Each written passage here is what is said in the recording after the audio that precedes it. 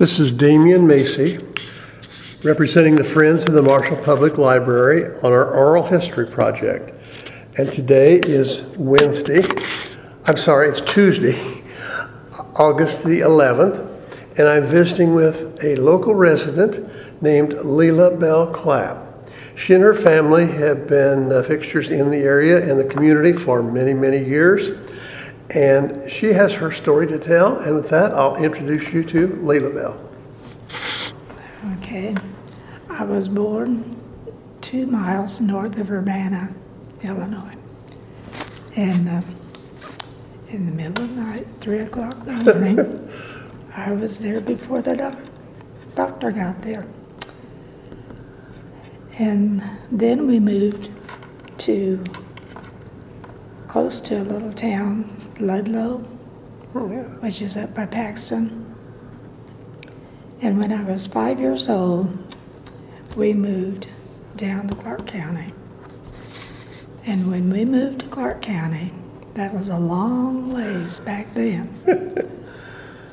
And nobody knew us. We didn't know anybody. Everybody around was related, more or less. We weren't related to anybody. So for a while, we were kind of the strangers in the neighborhood. Everybody wondered what we were doing there and why we came that far away. But we moved to Mont Davison Place. And Mont Davison was originally from Marshall, but he was a lawyer in Springfield, Illinois. And he still had relatives here because he would come and visit sometimes. Lela Belle, what were your parents' names? My parents were Lloyd and Lela Eubank. And there were 9 of us children altogether. There was Evelyn, Richard, myself, Mary Jo, Wayne, Lois, Daryl, Carol Ann, and Karen. I think I knew most of them. But when we moved down here, there were just 5 of us, but that still was a big family. Was there something in particular that brought you to Marshall, or was it this gentleman that you mentioned being the lawyer that brought you this way? My dad was looking for a place to move to. We farmed. And he saw somebody in town, I'm saying probably Urbana, asked if he knew of some place, and he was telling him how we had horses, cows, pigs, chickens, all of these things. And he said, "You're just what my uncle needs." And so anyway, he contacted him, and that's why we got down here. Okay. But anyway, going back to our family, and like I said, we didn't know anybody and nobody knew us. Well, by the time all of us grew up and married, now we're related to everybody too, through, our spouses. But anyway,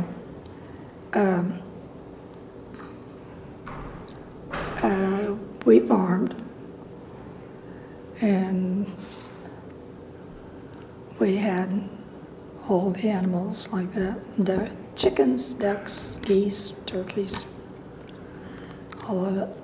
Did you have some chores to help take care of some of them? Yes, we did. We had to feed all those things.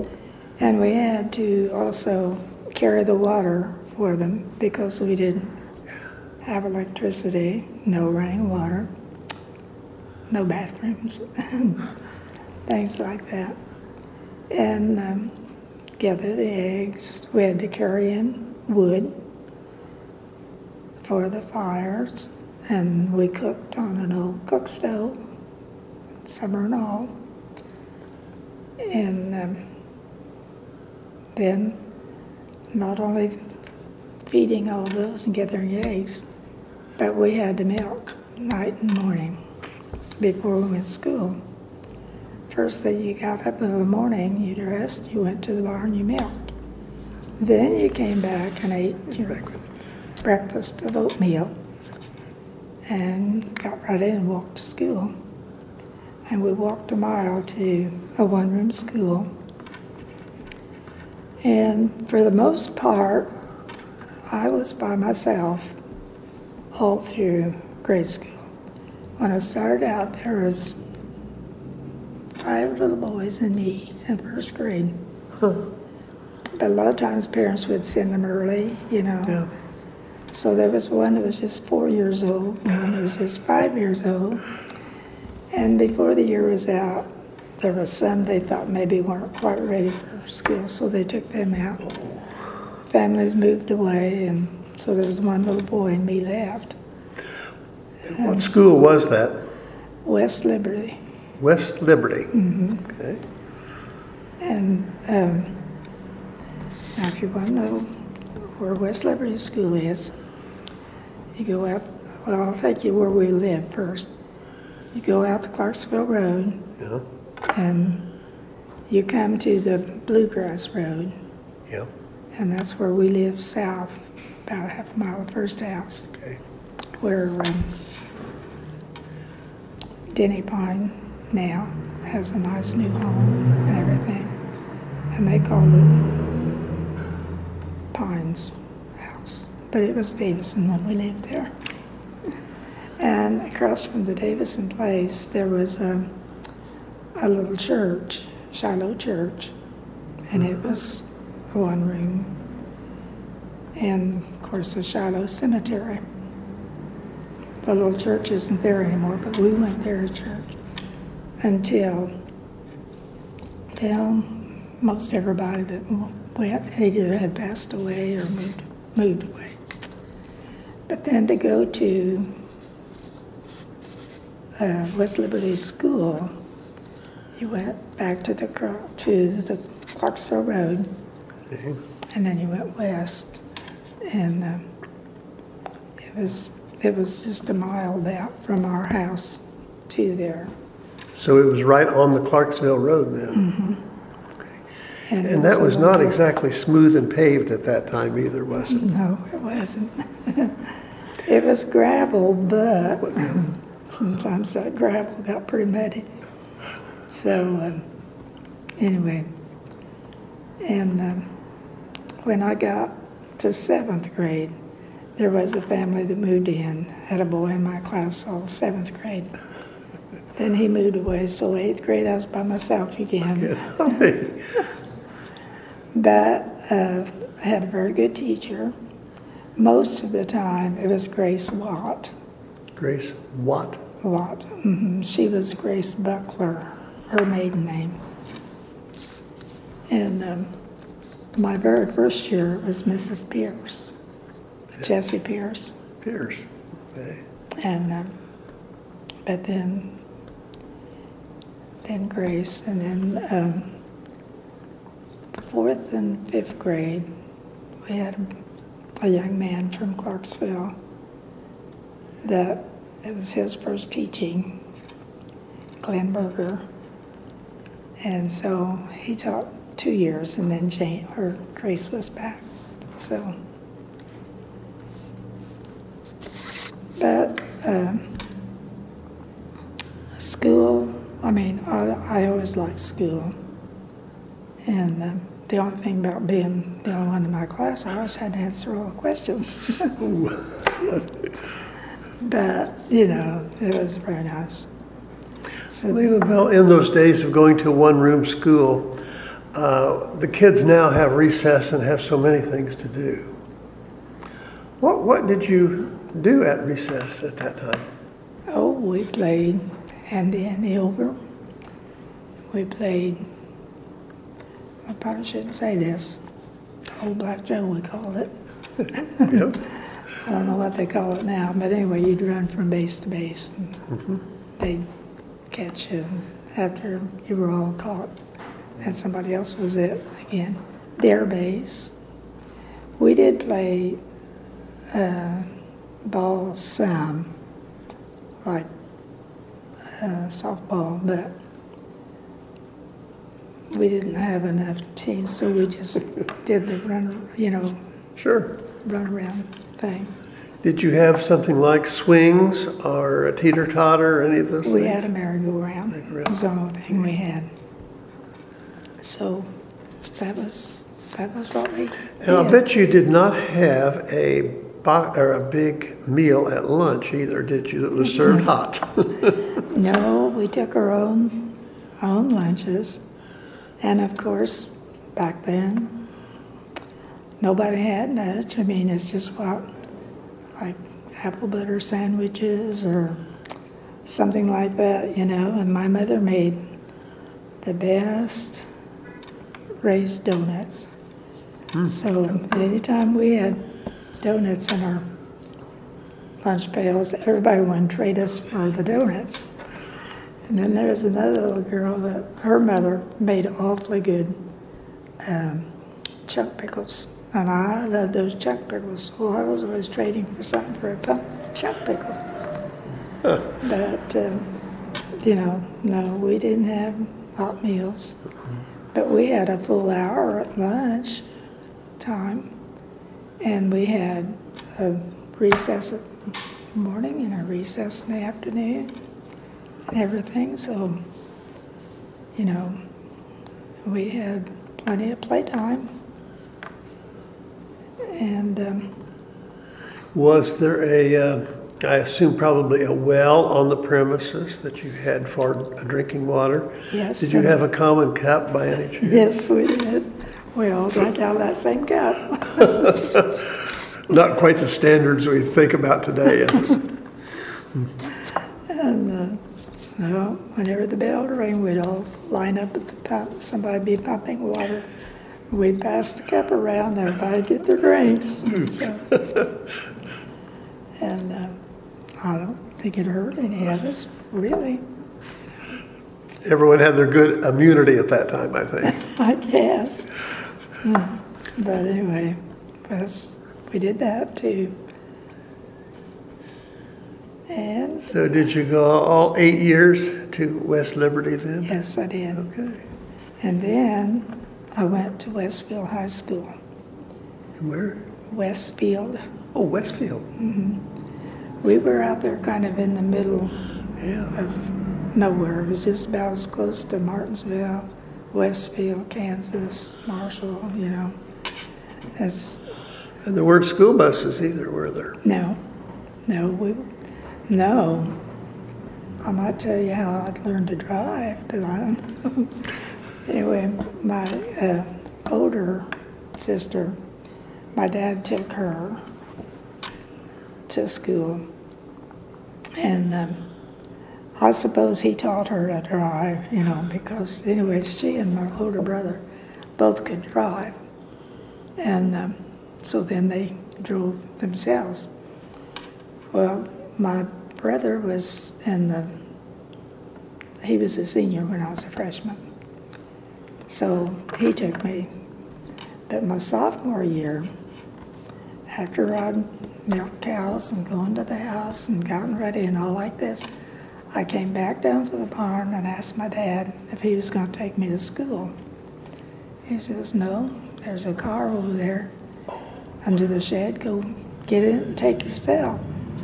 And my sister had let me under the wheel once to try to drive. Oh, dear. I went up to the house and asked my mom for sure. Of course, that was when you did the shifting of gears and the ask her for sure how the gears, Yeah, I had it right. So I got in the car and I took off, but I crapped all the way, 8 miles. But then that wasn't the end of it. It wasn't very long till he called up some of the neighbors and asked them to ride with us, And of course, they'd torment me about speeding up a little bit, speed up. And here I was, I didn't even really know how to drive, but I got us there. At what point did you get a driver's license then? You could get them at 15 at 15? that time. So it wasn't too long. I suppose, I don't know if I drove all that year. Probably did without my driver's license. But anyway. But I did learn to drive. Well, good for you. That's kind of the rough way to do it, though, and a little bit nail biting too, I'm sure. But he told me that, and I thought, now what do I do? Because I'd never driven. Did most of the students drive to school? I mean, there are a few obviously within walking distance, probably. Well, the ones in town walked, of course, and there were a few that lived out and walked a mile or something, but most everybody drove. So, anyway, like you say, the road was not really the best. And there was a place or two where it was so muddy and so bad if you got in the wrong track, you didn't make it, you know. But one morning, no, nobody was with me that time. I mean, any neighbors.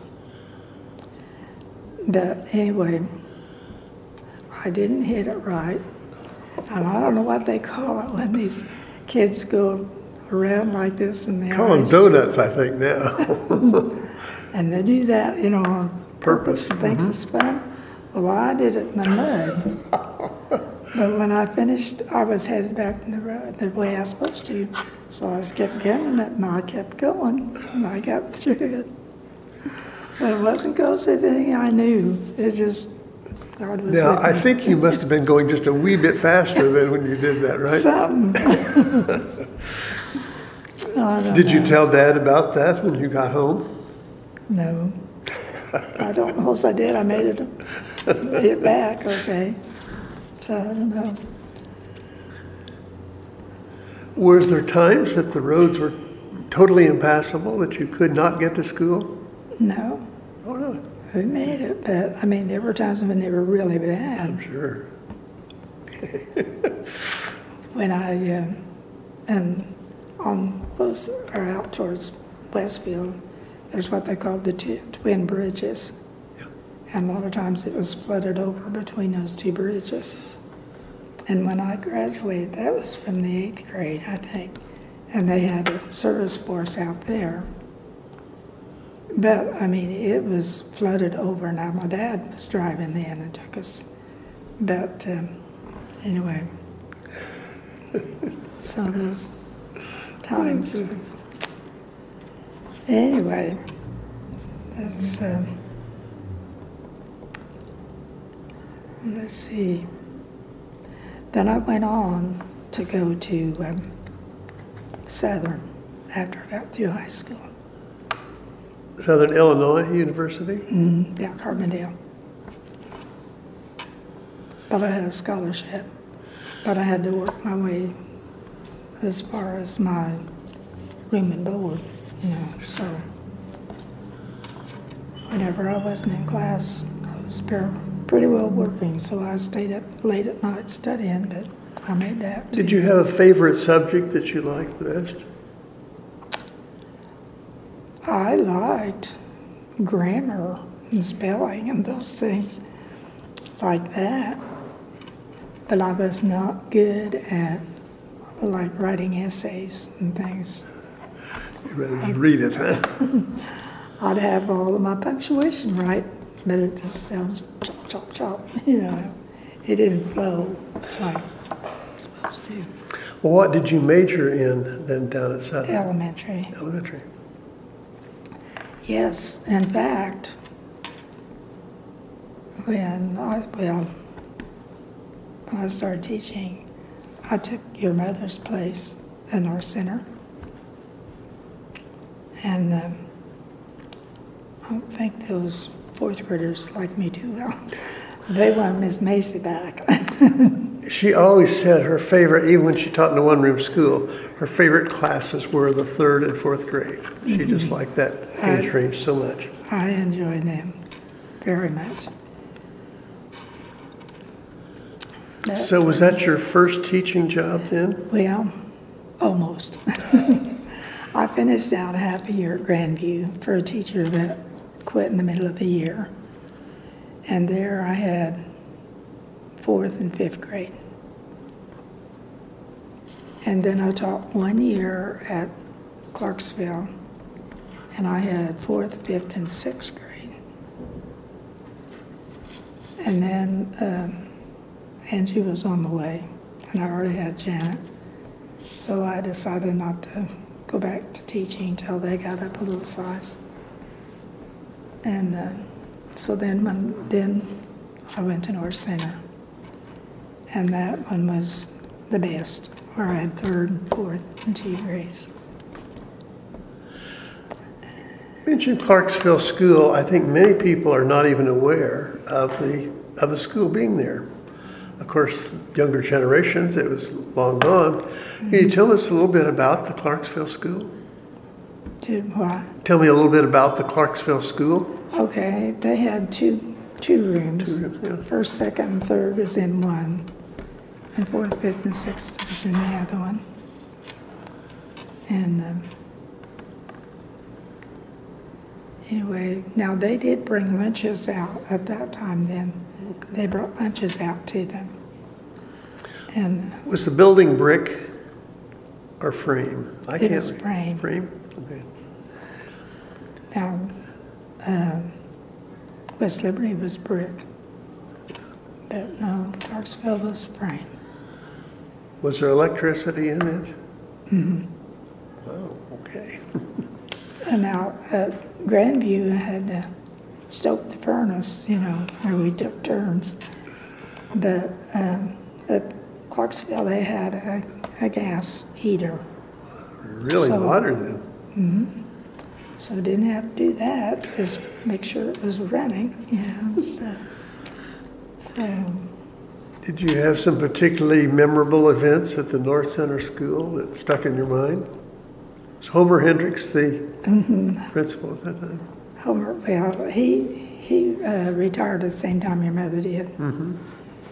So, but he and Mrs. Macy really had the school to where, it just, I don't know, it went along smoothly and all like that. And the kids, those all seemed like you didn't have the discipline problems and stuff like that, I don't know.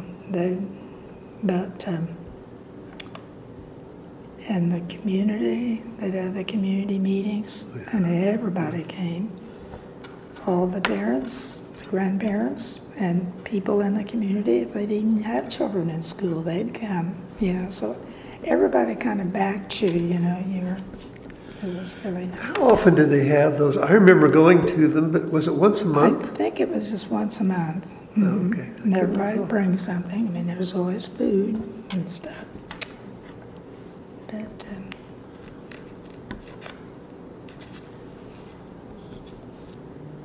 You mentioned feeding the animals and taking care of things on the farm. Did you have a pet? well, it was all of us's, not just mine. Of course, every time there was a bunch of kittens, we'd each one claim one, for ours. And but yeah, we had a dog. Well, we had an old turkey gobbler.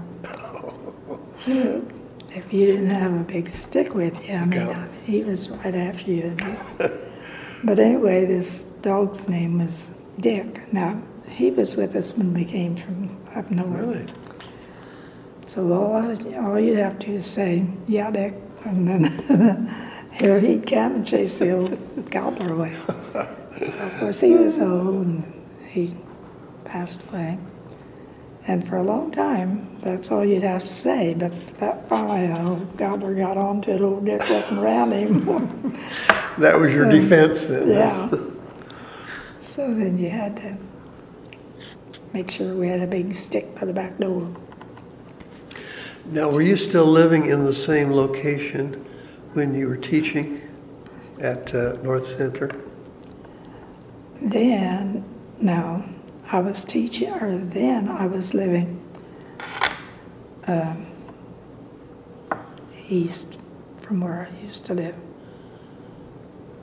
Yeah.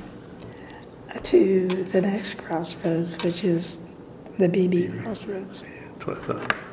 And we lived sort of Well, we lived north first, but I think if we had lived south of the crossroads by the time I started teaching there at North Center, because it was only about 3 miles down there to the school.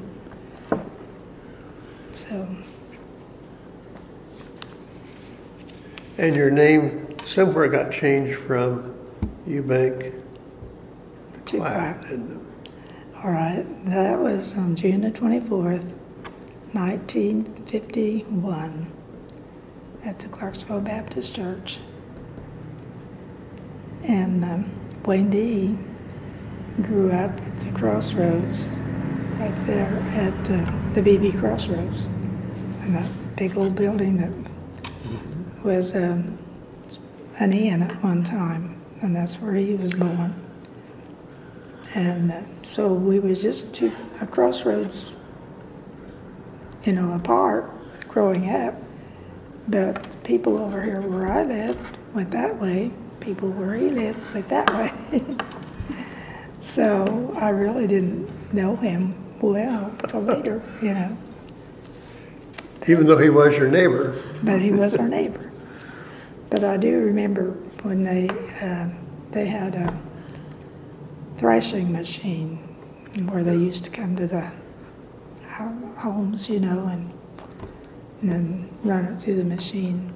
Our Clapps had one of those, and they brought that to our house. And Wendy rode over on his pony over there, and that's when I knew who he was and everything. But Did he take you for a pony ride? no. No, my mom made us girls stay inside. We weren't even supposed to go down to the barn where all the men were. Was that I guess they were steam-powered thrashing machine? Some of them, I think, there was a large engine that was fired by steam, and then a belt ran the thrashing machine. I think it was something like that because somebody had to keep feeding him something. Somebody had to. Kind of dangerous piece of equipment. So, anyway, and then when Wendy and I were married, we lived north of the BB Crossroads on Van Darvel's place. And Gene Murphy and I were talking how both families moved up and down that road different times. They started out south, we started out north, and then they moved north, and we moved south. Kind of crisscrossed each other, but anyway, we stayed on that road. Going back to that particular time and kind of bringing it up today, has that area changed much in your mind? I know families obviously move in and out, but there's some of the same families there, aren't there?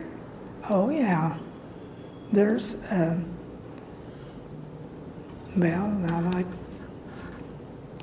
where I live now, Wendy's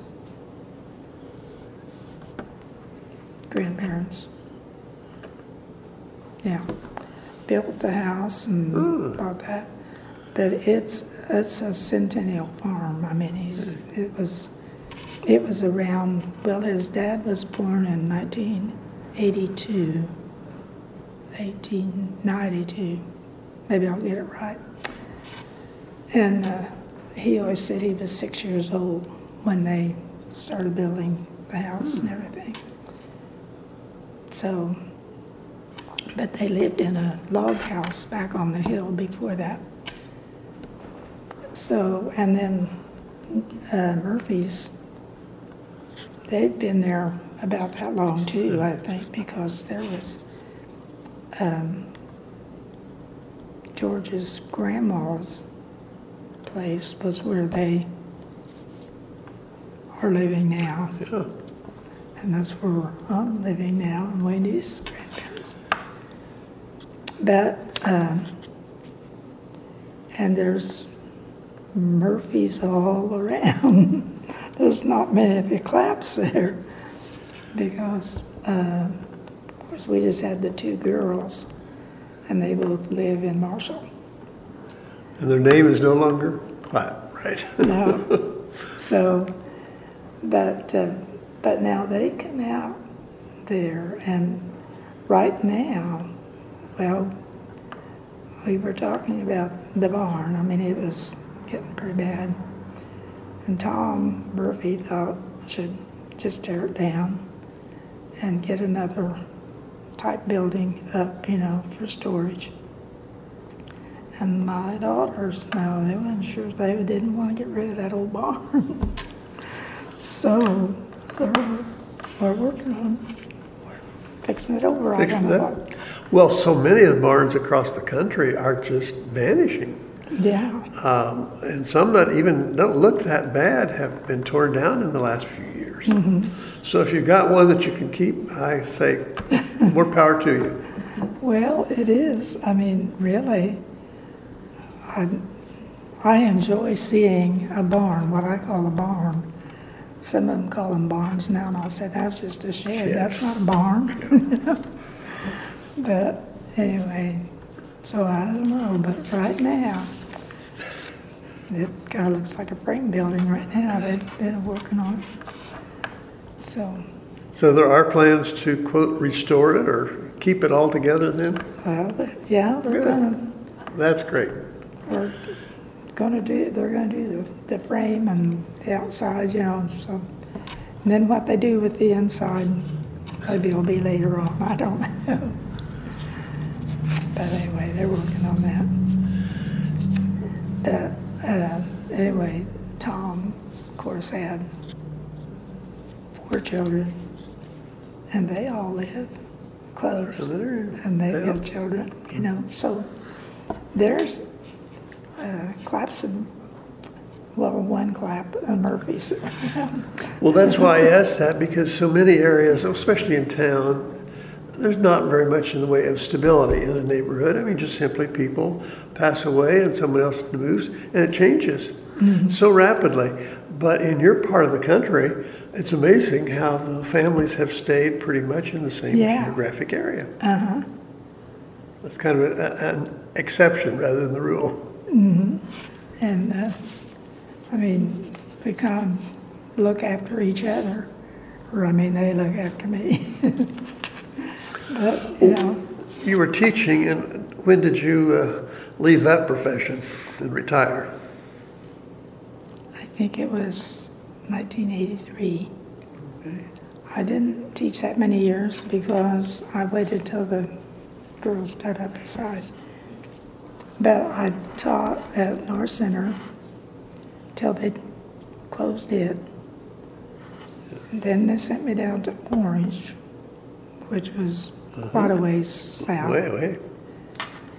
And I taught there till they closed it. And then I went to City in Martinsville. Oh, okay. So. Were you teaching elementary grades, I assume, there somewhere? I was 4th, 5th, or 6th? Yeah, when I went to Orange, I had 4th grade. Okay.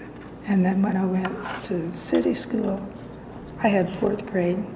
But before I quit, they put me back in 3rd. So I said, I didn't move on, I moved backwards. You didn't get demoted, though. No, I didn't get promoted.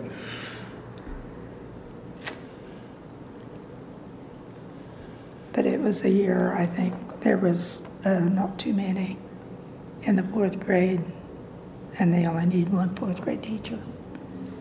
So, of course, I had taught 3rd grade before, so they thought I was the one that should go back. But I did like 3rd and 4th grade really well. What would you think about if you were going back to the classroom today? I'm not sure. I'm not sure, because I know they say now that you're not allowed to touch a child.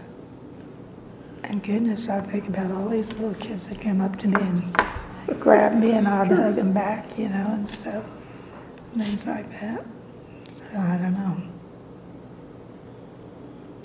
But I don't know. One of the professors that I had down at Southern, I know he was when you get out into the classroom and and all like this and everything, says, now this is the ideal. But it says when you get out there, you're going to find things don't work that way, And he did tell us, I remember him saying, a pat on the back far enough down didn't hurt any child. And I really don't think it does either. I mean, you didn't have to beat them, but just a pat. I know one time, that was at North Center, the day before school, we'd have a workshop day. And anyway, the flies were really bad. So I had a fly swatter on my desk, swatting the flies, Well, I left it there and never thought about it. And then the next day when the children came, they'd walk up to my desk and they was afraid to come up to me. And I thought, well, what's the matter with these kids?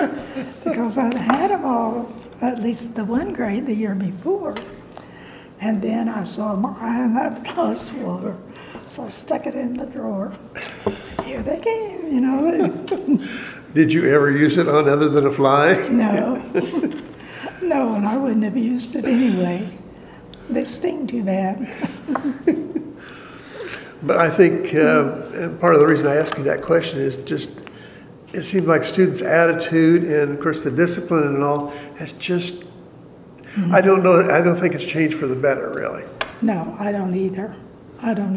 They don't show the respect for teachers that they should. And not that teachers are perfect, but I think if the parent has a problem, they should go to the teacher and not say all these things in front of the child, It seems to me like we're so unfortunate that so many of these students, it's a one-parent household anymore. Yeah, I think that's a big share of it too. It's scary. They probably play one parent against the other, and so I don't know. But I know that Angie's still teaching at Paris, and she said, your hands are really tied on a lot of things. And so I don't know. Well, you've kind of kept teaching in the family, too, with your children, haven't you? Right. Both daughters are taught, and John was a teacher. And John is an interim superintendent right now at Kansas. I heard. And Janet is teaching classes at Lakeland. And I thought they retired. I think they've been about as busy since they too. retired as before. So did you have some hobbies that when you were a youngster, and maybe something that is even carried into today? Well, I didn't have a whole lot of time for hobbies as a youngster, but I took 4-H and I enjoyed sewing really well. And in fact, I made all of my daughter's clothes when they were little. And after I started teaching, I didn't have as much time to sew, but I liked to make them. Did you ever make any of their clothes or curtains or something out of some of the printed feed sacks? Oh, that's the kind we wore.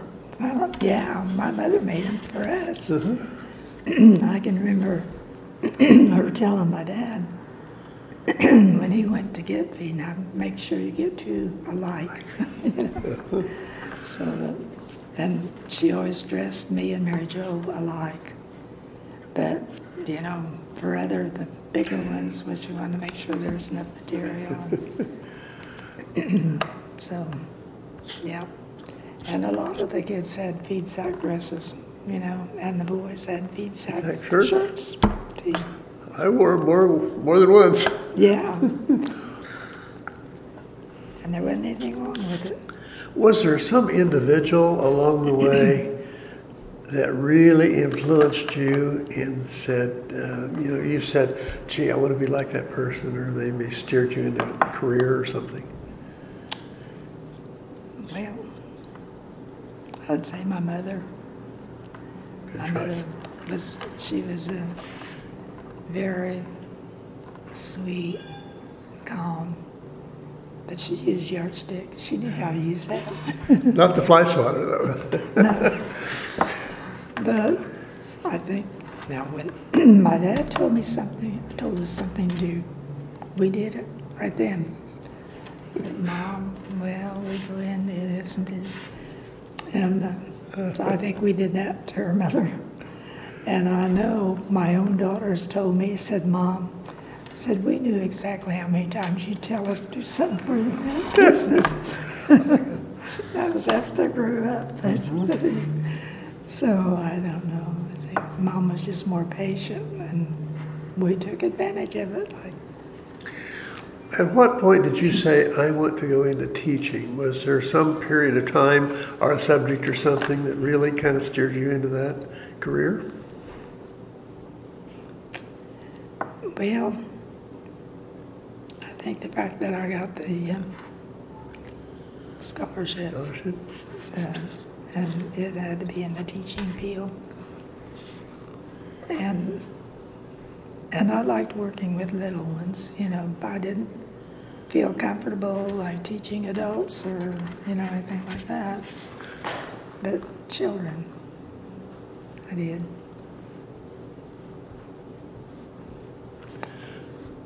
I think some of the most difficult would be the kindergarten and first and second graders, some of those Yes. early years. I wouldn't have the patience for that, I don't think, at all. No, I really didn't. I mean, that's the thing I liked about the third and fourth grade. They were past those primary beginnings. They could do a lot on their own, but yet they were at an age where they didn't think they were too smart to, for a teacher. Of course, a lot has changed in Westfield. You mentioned Ed, and that's where you went to school. Are there some particular early memories you have about that community? Well,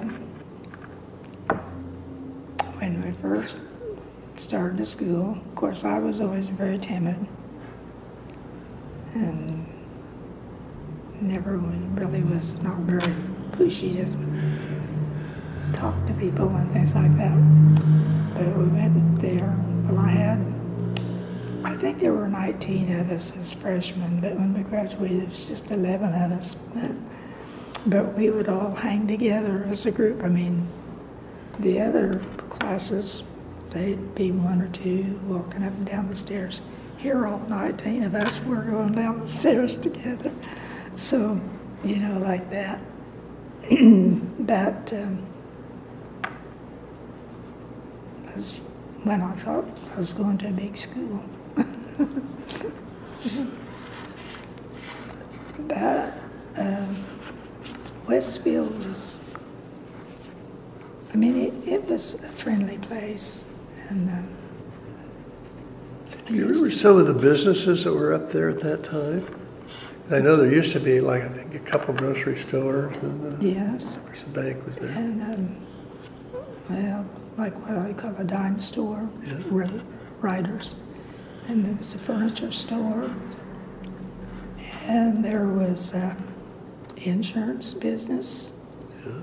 And John Deere had a place there at one time, a branch. There was a beauty shop. And I know they had 4 churches for a little town like that. It's just kind of unusual for that small of a community. Was, Well, I realize that's where most of your direction and all, you said going to Westfield, and that's where you went to high school. Was there much association with Marshall at that time that you remember? Going the opposite direction? Not a lot. I mean, when I was really smaller. My dad would go to Clarksville on Saturday night and what groceries we needed. Of course, we had cows, so we had our own milk. We didn't eat meat at all the meals because we didn't have it. We didn't have electricity. When the chickens got up big enough, we'd have fried chicken in the summer, and then we'd have to wait till it got cold to butcher a hog, you know.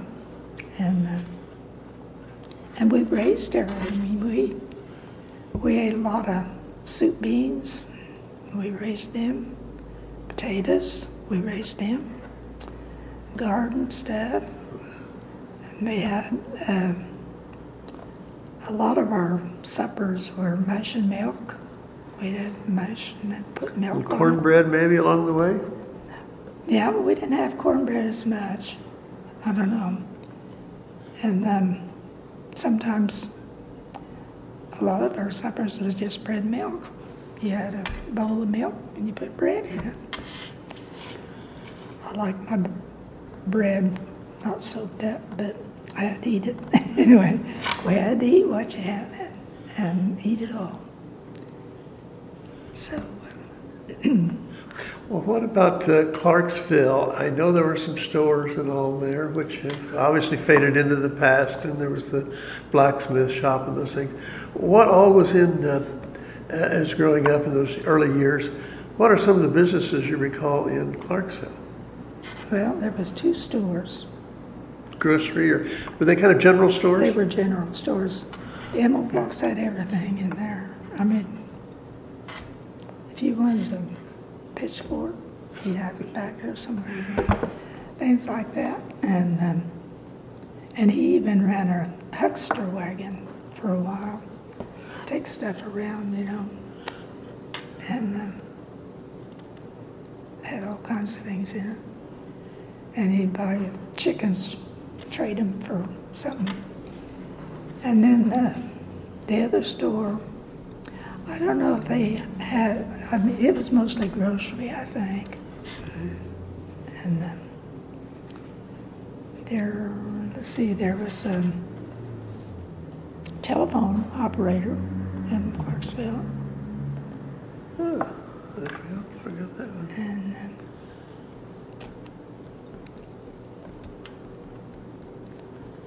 And there was always just the one church there, wasn't there? Mm-hmm. Well, to my knowledge, but there had been. They said a Methodist church there. Really? I didn't know that one. And it was not too far from where the schoolhouse was. Where was that schoolhouse? Well, you know where Deke's Body Shop is now?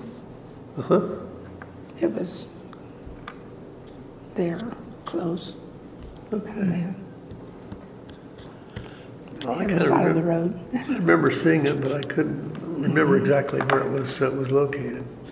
So did Clarksville have their, I remember the Clark switchboard, but did Clarksville have their own telephone office separate from Clark switchboard? Yeah. Oh, really? Yeah. Clara Chilton ran it for a long time. Huh.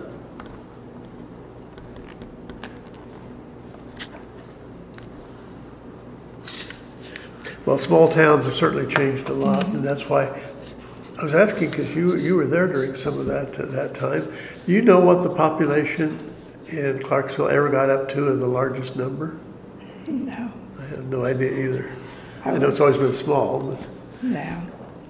I don't really know how much.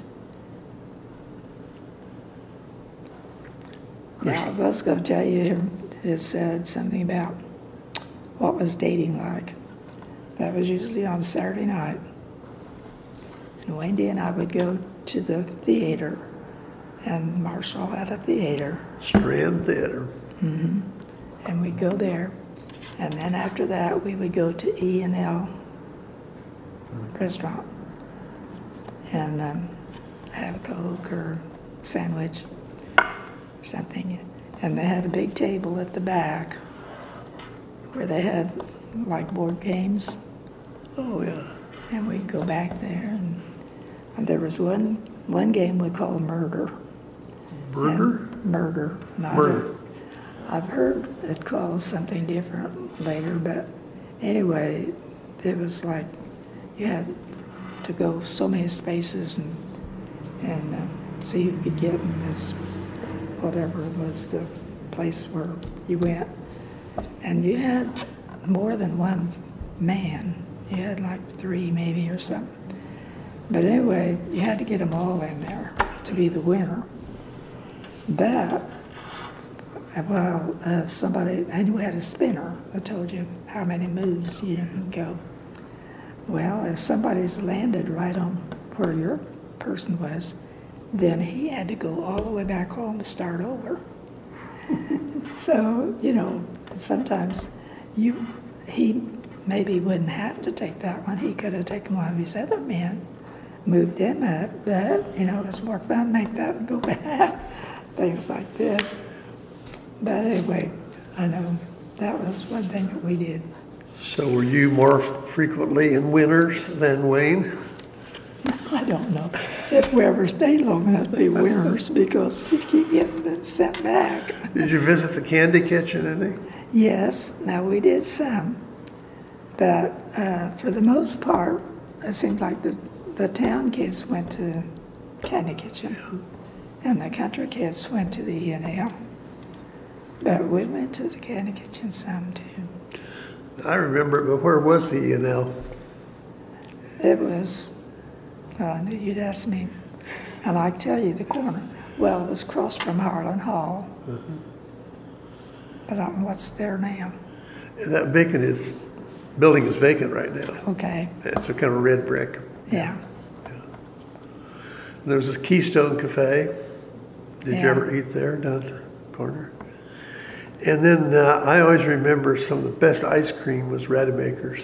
Yes. Oh my, their ice cream was just divine. Mm-hmm.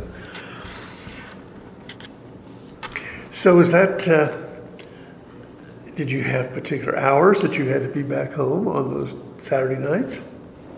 Well, yeah. I don't know what it was.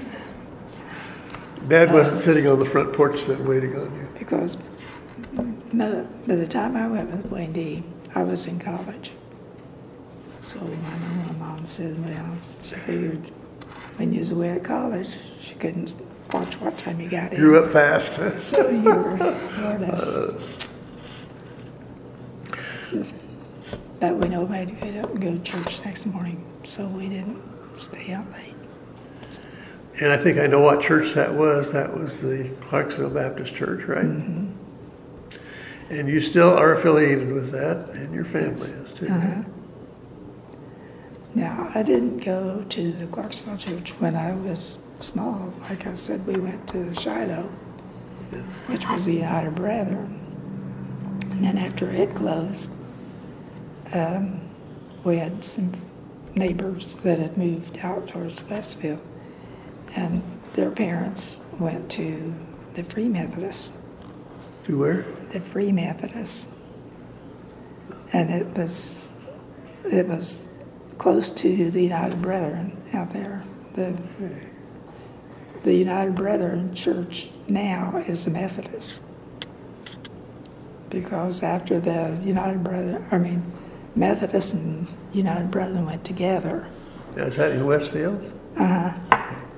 Then they took the United Brethren Church, which was a nice big church.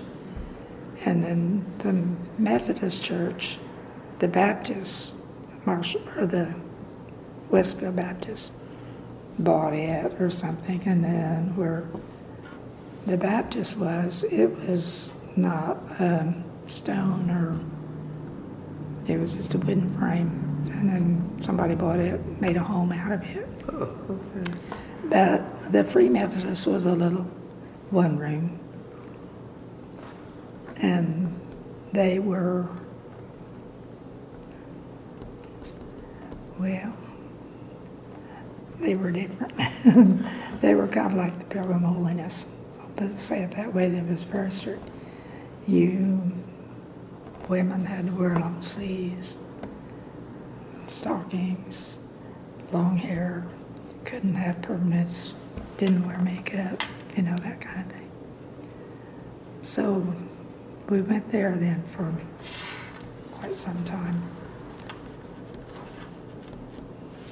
And then Clarksville invited us when we were young people, to go to a young people's meeting. So then we kind of got leaned over and started on there. So. Now, were you married in the Clarksville Baptist Church? Yes. And the old church is no more, that I'm sure that you were married in. Do you know what year that original church was built? I know it was just, taken down just 2 years ago? Well, no, when was it? The church was started in 1857. Oh my. Yeah. But there was they met in a log building, I think. But they had a frame building for a while before they built that brick one. It was built 1924, somewhere along there, because Wendy was born in 24, and on the cornerstone, I don't know, it was 24 or 26, along there somewhere. I always thought that was such a pretty little church, and I kind of hated to see it. I'm sure a lot of parishioners, too, hated to see it come down. But you've got a lovely new building there. I still say it was prettier than the one we got now. The one we have now is nice. Oh, yeah, it sure is. But that one was very pretty. And I think, the bell tower and all like that, you know, in these older churches, just does something. There's something a little more distinctive about it. It looks like a church. That's right. Lela, Belle, was there a particular historical event or something that happened in the world, or locally even, that just really kind of sticks in your mind or might have changed your philosophy? Well, one thing was when Japan bombed Hawaii. Pearl Harbor. Yeah, Pearl Harbor. That was 1941. B-41, yeah. Somewhere like that. But I mean that, I would have been 13 maybe, somewhere along there. And, but I mean that really, I know that Germany and all like this, other fighting was going on, but it hit our country. And it really left an impression. Have you ever had an opportunity to visit the memorial there? Yes, and they are very serious when they take you to it. I mean, you'd think it's just happened. And it's an emotional thing. Yes, I mean, you really have a feeling when you're there. Uh-huh. Yeah. Another thing, when President Kennedy was killed, I mean, you read about Abraham Lincoln and these others. I mean, you know, but you weren't living at that time, and that's back in history. But when he was shot, and he was such a young person, you know, if he'd been older, you would have thought, well, maybe, you know, his time would be coming up before long anyway, but I don't know. That, I was at North Center, and we had televisions that we watched science on at the school. And anyway, Mr. Collier came to my door, knocked on the door, and told me that. And it just floored you, you know. Can't believe it. Mm-hmm. But, and I'm sure there's things like walking on the moon and all these things and stuff, but those are, I guess, the two that's kind of Really lock in, don't right. they? Yeah, well, we've all got so many modern conveniences surrounding us, but is there something that you say, gosh, I just couldn't live without that? Well, electricity, I hate to. When ours That's goes pretty, off. something that several people have mentioned. Because we didn't have it. I mean, we never had electricity until I had left home to go to college. And, you know, and then after we were married, we did have electricity, but we didn't have running water. We didn't have a bathroom. We still had the path to the old toilet for several years after we were married, 12 years, I think. Did your parents have an ice box of actual ice, or did they have by any chance a gas refrigerator or something? No, we had an old ice box, which was my great uncle's that lived with us part of the time. He was a bachelor, never had married, but he lived with us part of the time, and he lived with my dad's brother part of the time. So his furniture was kind of, some of it we had and some of it they had. And it was a real pretty thing, but we didn't have ice in it. Okay. It was too far down to get. Now later in life, we would go to Marshall to get our groceries, you know, on Saturday night. Very nice. But when we were small kids, we didn't go to town anywhere. We stayed home. My dad went just to Clarksville. And once in a while, he'd take some of us with him. We thought we'd done something great. We had A big outing. Yeah. Did you make it like to Terre Haute for Christmas shopping or something once in a Now, great once a year, we did get to go to Terre Haute. And I remember just looking at those buildings and all those things and displays in the windows and stuff, you know. Well, at Lela Belle, it has been a real delight visiting with you. And I guess I'll just ask one final question. If you were visiting and we're on the other side of the water, say in Europe somewhere, and someone says, well, where do you live? And you said, well, Marshall. And they say, Marshall, where on earth is that? And what's that all about? What would you tell them might be a good place you'd want to visit sometime? Well, I would tell them it's a place where I wouldn't want to live somewhere else. I mean, I want to live around here. And it's a friendly place. Everybody knows everybody, and everybody knows everybody's business pretty well. But, you know, I don't know. But some places where they don't even know their next door neighbor, I wouldn't want to live someplace like that. So I don't know. Well, I think you've said something very important, that Marshall is a great place to live. And we've got wonderful neighbors and people look after each other too. Yeah. But I have enjoyed visiting with you so much. I want to thank you for your time of participating in our oral history project. And really, this is not for today or tomorrow or even next week, but it will be here in the library for future people to look at and read and say, gosh, I didn't know that about Lela Belle. So we thank you so much for taking your time out to participate in this with us. Yeah. It's been great. Thank you, because I was worried. I didn't know what.